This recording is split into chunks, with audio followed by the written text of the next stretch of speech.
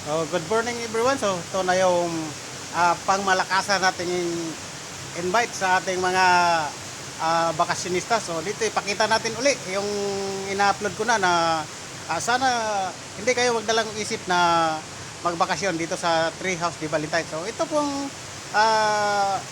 mini swimming pool natin, pero ito ay bukal. So sa Bisaya ang tubod.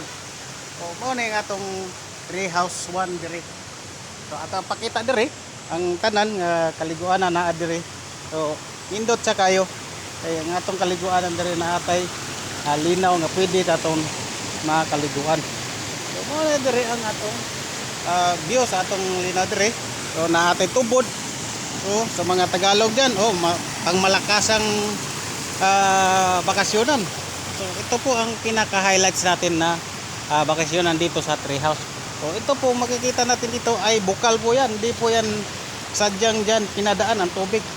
So iyan po ang bukal galing doon sa ilalim ng lupa. So yan po mga kamitin. So yan. Huwag na kayo magatubili pa. Dito na kayo sa bakasyonan ng Tree House de Valentine. So po, tingnan po natin sa taas. Ito po ang bakasyonan natin dito sa taas. Ito ay balik ko lang pinakita sa inyo na napakaganda pong bakasyonan dito sa Tree House. So yan ang ano natin. So dito yung daanan natin papunta doon sa taas.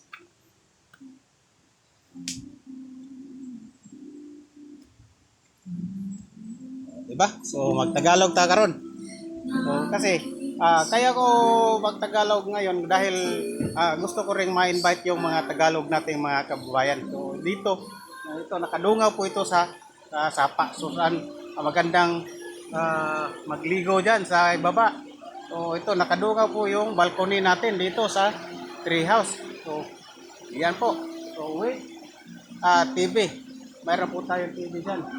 At doon sa taas mayroon tayong kwarto na nakadungaw dito sa sala.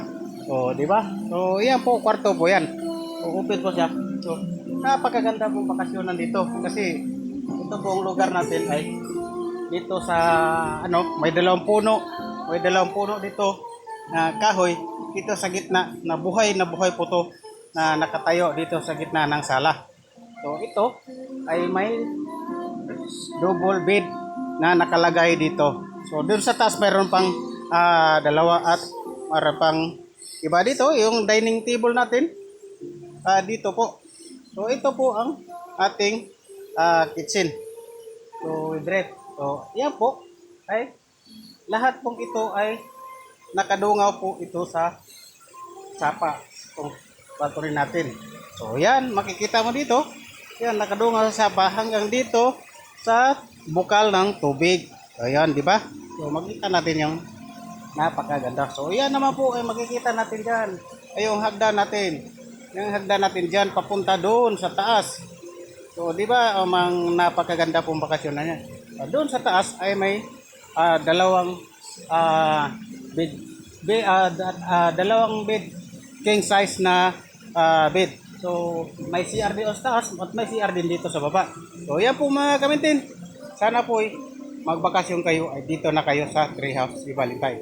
So yan napakaganda po dito. So napakasaya pong bakasyonan dito dahil nasa gitna po tayo ng forest. So kung makikita niyo dito ay napaligiran po tayo ng forest dito sa paligid natin. Napakaganda po at relaxing po ang lugar natin. So dito napakagandang bakasyonan. So yan lang po at huwag sanang kalimutan maki-share at maki-follow na rin po. Maraming salamat po.